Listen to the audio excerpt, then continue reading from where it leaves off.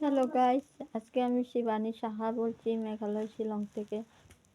আজকে আমার মনে অনেক দুঃখ। আজকে আমার দুইটা পুষির মধ্যে একটা পুষি মারা গেছে। ওকে আমি অনেক ভালোবাসতাম। মাত্র 4-5 মাস হয়েছে এসছে। ওকে অনেক আদর করতাম। আমরা না খেয়ে ওকে খাওয়াতাম।